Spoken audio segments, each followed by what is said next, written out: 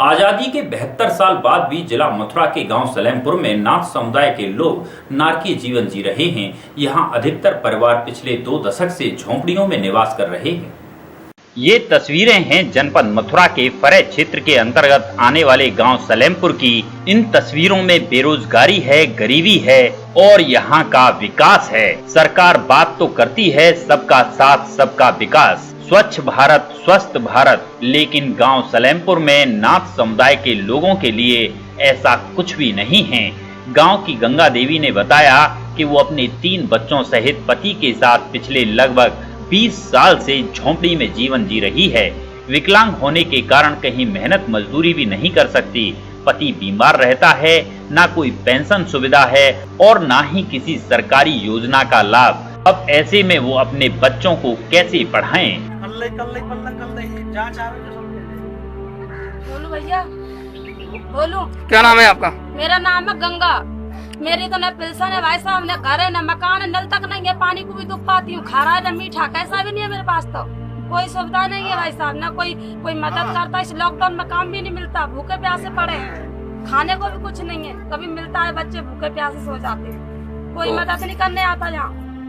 तो ये गांव का क्या नाम है आपका? ये सलीमपुर गांव है, फरे के पास। तो इस बारे में आपने, जैसे कि यहाँ पर आप ये कितने दिन से आप ऐसी जिंदगी जी रहे हैं? हम तो मर के जी रहे हैं, बहुत दिन हो गए। मैं 2-3 बहुत साल हो गए, 10-12 बहुत साल हो गए, हमें पता नहीं भाई साहब, नॉलेज नहीं, पढ़े लिखे नहीं हम। तो लगभग जैसे आपका कहना है कि आप काफी सालों से इस तरीके से जिंदगी ऐसे जी रहे हैं, तो इस बारे में आपने कभी प्रधान या आपके जो गांव के प्रधान है या जो लोग होते हैं उनको कभी इस बारे में आपने कहा कभी? बहुत बार कहा है भाई साहब, हम झूठ नहीं बोलेंगे। बहुत बार कहा है कि हमारा घर बनवाओ, मकान बनवाओ, मेरे लिए नल लगवाओ, मेरी पेंशन बनवाओ, और बताओ हमें क्या। तो इस तरीके से आप ये अपाहिज भी हैं इस तरीके से? अपाहिज हूं मैं, देखो भाई साहब मेरा पैर। और कहाँ जाऊँ मैं? बच्चों को कुछ खिला भी नहीं सकती, मैं तो मजदूरी करके कुछ नहीं कर सकती। ना पेंशन है ना कुछ। ये पेंशन आती घर का जब बीमार हो जाता है तो बच्चे भूखे रोते हैं मेरे। पेंशन वगैरह आपकी कुछ भी नहीं है? कुछ भी नहीं है मेरे पास। जीवन यापन सबसे बड़ा सवाल है। गांव में प्रधान भी हैं, गांव में रोजगार सेवक भी हैं। आखिर ऐसी स्थिति क्यों?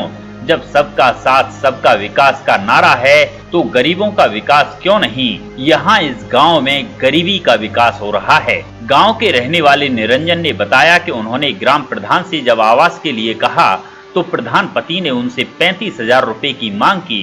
गरीबी के कारण वो 35,000 रुपए देने में असमर्थ रहे, इसलिए सरकारी आवास से वंचित रह रहे हैं। नाम है जी आपका?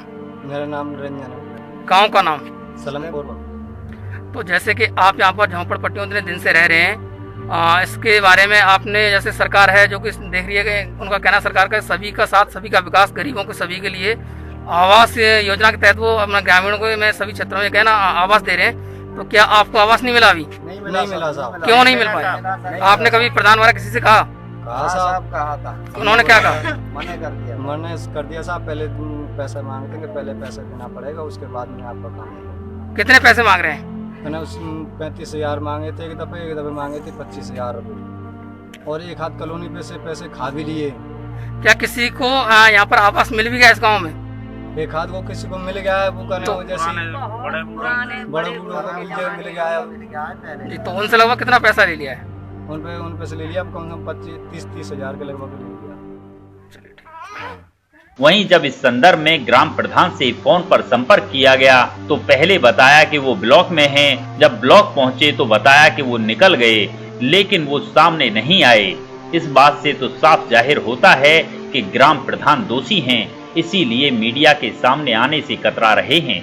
जब इस बारे में विकासखंड अधिकारी हरिओम जी से बात की गई तो उन्होंने बताया कि कोरोना महामारी के चलते हुए लॉकडाउन के कारण गाँव में गंदगी की समस्या है, लेकिन अब गांव में 6 सफाई कर्मियों की ड्यूटी है।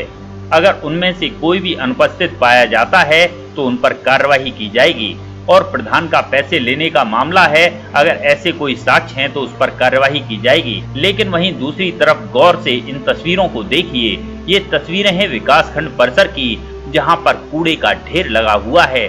जब विकासखंड परिसर के अंदर ऐसा माहौल है तो ग्रामीण क्षेत्रों में क्या हालत होती होगी, ये सबसे बड़ा सवाल है। क्या विकासखंड परिसर में कोई सफाई कर्मी नहीं है या कूड़ेदान नहीं है? एक तरफ तो देश प्रदेश सरकार नारा लगा रही है स्वच्छ भारत स्वस्थ भारत, लेकिन सरकारी कर्मचारी इस अभियान की किस तरीके से धज्जियां उड़ा रहे हैं, इन तस्वीरों में आप साफ देख सकते हैं। गाँव सलेमपुर में एक समस्या है, सबसे पहले सफाई कर्मियों की वहाँ पर सफाई नहीं हो पा रही है, कीचड़ काफी भरा हुआ है रास्तों में। सर इस बारे में आपका क्या कहना है? दरअसल मैं बताऊँ आपको, कोरोना की वजह से जी अभी काफ़ी व्यवधान रहा है पिछले 2 महीने से। जी तो अब बाद में, कोरोना के बाद में जैसे ही कार्यालय खुलना शुरू हुआ, उस पीरियड में जो कर्मचारी पहुंचे तो अकेला कर्मचारी सफाई नहीं कर पा रहा था।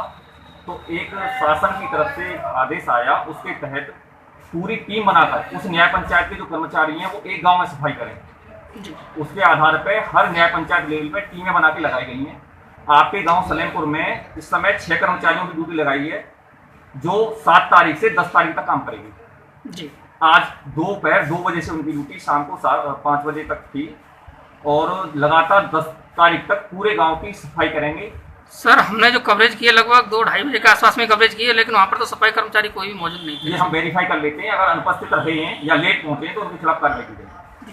सर दूसरा ये है कि वहाँ के कुछ लोगों ने यानी कि आरोप ये लगाया है कि उनके पास जो है ना लोग हैं झोंपड़पट्टियों में रह रहे हैं, जो कि नाथ समुदाय के लोग हैं, और उनसे जब ये पूछा गया कि आपने इस बारे में जैसे किसी को सूचना दी ग्राम प्रधान से कहा आवास के बारे में, तो उन्होंने बताया कि सर हम इसलिए हमें आवास नहीं मिल पाया क्योंकि ग्राम प्रधान ने उनसे पैसे की मांग की है, लगभग 35,000 रुपये की। सर इस बारे में आपका क्या कहना है? दरअसल मैं बता दूं आपको, इस वित्तीय वर्ष में प्रधानमंत्री आवास योजना, जी माननीय मुख्यमंत्री आवास योजना के अंतर्गत कोई भी टारगेट प्राप्त नहीं हुए हैं, जी कोई आवेदन मांगे नहीं जा रहे हैं। जी तो इस शिकायत का कोई औचित्य ही नहीं है। सर, इस फिर भी अगर ग्रामवासियों ने कहा है तो मैं इसकी स्पेशल जांच करा लूंगा। इस पंचवर्षीय योजना में और अगर उनके पास इस पंचवर्षीय नहीं, इस वित्तीय वर्ष की बात कर रहा हूं।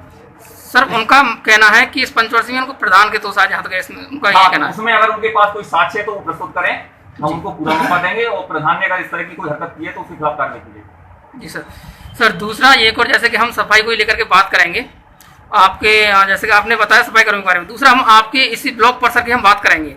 यहाँ पर जो बगल में हमने देखा अभी हमारे पास कवरेज है, जो कूड़े का ढेर लगा हुआ है, सर उसके बारे में क्या वास्तविक यहाँ पर कोई कूड़ेदान नहीं है या क्या कारण है उसका? ऐसे नहीं, कूड़ेदान भी हैं, लेकिन फिर भी ग्रामीण जनता आती है तो सुबह डेली 2 कर्मचारी हमारे यहाँ सफाई करते हैं डेली। जी पूरे कैंपस की सफाई करने में उनको दोपहर तक समय लगता है, सफाई की जाती है। अगर कूड़े का ढेर उन्होंने अगर आज कल में डिस्पोज नहीं किया है तो उसको करा देंगे, पीछे हमने गड्ढे बनवाए हुए हैं तो खाद बनाने काम आता है। Thank you sir.